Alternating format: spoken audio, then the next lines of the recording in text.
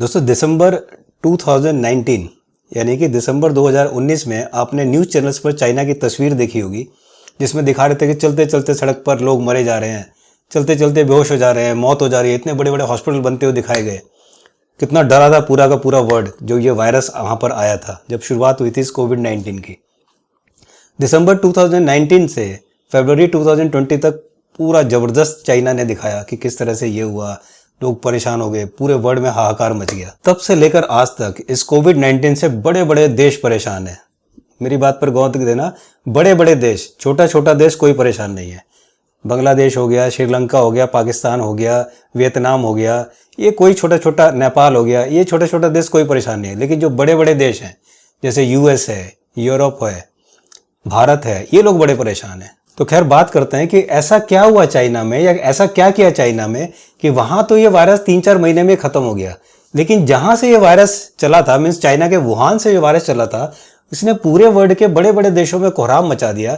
लेकिन चाइना में कोई दिक्कत ही नहीं है। चाइना में तो 3-4 महीने में ठीक हो गया और उसके बाद उन्होंने खूब बिजनेस करना शुरू किया, मास्क बनाना, सैनिटाइजर बनाना, ग्लव्स बनाना और पीपी किट बनाना, ये सब बनाना, और उन्होंने पूरी दुनिया को बेचा। इस अप्रैल और मई 2021 में भारत में इस कोविड-19 ने पूरा कोहराम मचा रखा है और हमारा पूरा हेल्थ डिपार्टमेंट आज वेंटिलेटर पर पड़ा हुआ है। लेकिन दोस्तों इसी समय चाइना के उसी वुहान शहर में 1 मई 2021 को स्ट्रॉबेरी म्यूजिकल फेस्टिवल का आयोजन किया गया और ये आयोजन 5 दिन तक चलेगा। दोस्तों इस आयोजन में जो 1 मई 2021 को शुरू हुआ है, इसमें 11,000 लोगों ने हिस्सा लिया, पार्टिसिपेट किया, खूब डांस गाना मस्ती चली है वहां पर।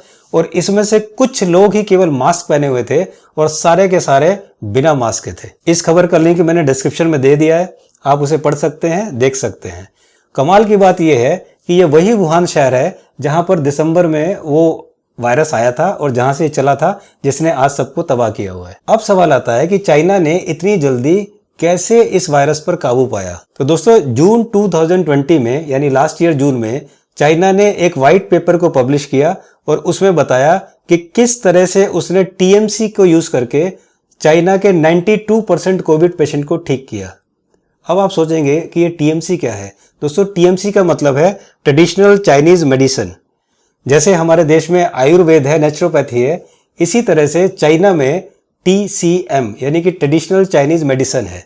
इसको यूज करके 90% लोगों को उसने ठीक किया। और हमारे देश में हमारी सरकार ने नेचुरोपैथी और आयुर्वेद को बोल दिया था कि चुपचाप बैठ रहो, तुम्हें कुछ नहीं करना। इस चाइना की जो पूरी रिपोर्ट है ये मैंने डिस्क्रिप्शन में दे दी है, आप जाकर देख सकते हैं और आप इसे पढ़ सकते हैं। दोस्तों आपको याद होगा जब हम छोटे थे, जब हमारे नंबर कम आते थे, हम फेल हो जाते थे, तो हमारे मम्मी पापा जब पूछते तो हम ऐसे ऐसे बच्चों के नाम बताते थे कि देखो वो भी तो फेल हो गया, देखो उसके भी तो नंबर कम आया है।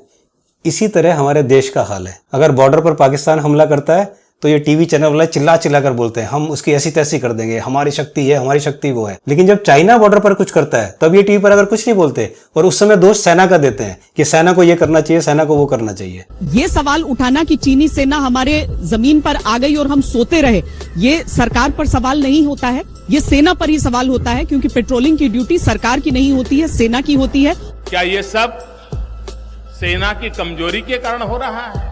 इसी तरह से जब कोविड के बारे में ये टीवी चैनल पे बात करते हैं तब ये चाइना का उदाहरण नहीं देते, तब ये यूके का देते हैं, तब ये अमेरिका का देते हैं कि देखो वहां पर भारत से ज्यादा केस है, वहां पर भारत से ज्यादा मौतें हो रही हैं।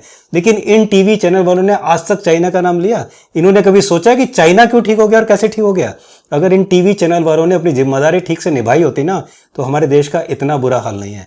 इस देश में बहुत बड़ी जरूरत है आज के इन टीवी चैनल्स वालों के खिलाफ आंदोलन किया जाए। अगर हमारे देश ने चाइना के बारे में सोचा होता कि चाइना ने कैसे ठीक किया, हम उससे सीखें, हम उससे जानें, तो आज हमारे देश की दुर्गति नहीं होती। मैं हमेशा बार बार कहता हूं, डॉक्टर विश्व राय चौधरी बार बार कहते हैं कि एक सवाल आपकी जिंदगी बचा सकता है।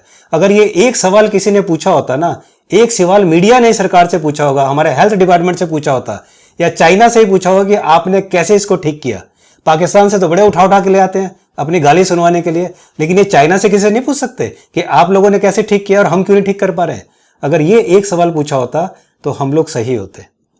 तो मेरी आपसे राय है कि सवाल जरूर पूछिए, ये एक सवाल आपकी जिंदगी बचा सकता है। और एक चीज और ध्यान रखना, इस देश के ना नेता का कुछ जा रहा है, ना अभिनेता का कुछ जा रहा है और ना ही इस टीवी न्यूज चैनल का कुछ जा रहा है तो सिर्फ और सिर्फ हमारा या आपका जा रहा है। अपना ध्यान रखिए, अपने परिवार को ठीक रखिए, और सवाल जरूर पूछिए। सवाल पूछना आज के टाइम में सबसे बड़ी ज़रूरत है। आपको ये वीडियो कैसी लगी कमेंट्स बॉक्स में लिखिएगा। ठीक लगे तो लाइक करना, शेयर करना, और हाँ, ये सवाल पूछना बंद मत करना। अब अपने दिमाग में सवाल लाना शुरू कर देना। जल्दी मिलता हूँ कुछ और इन्फॉर्मेशन के साथ। तब तक अपना ध्यान रखिए।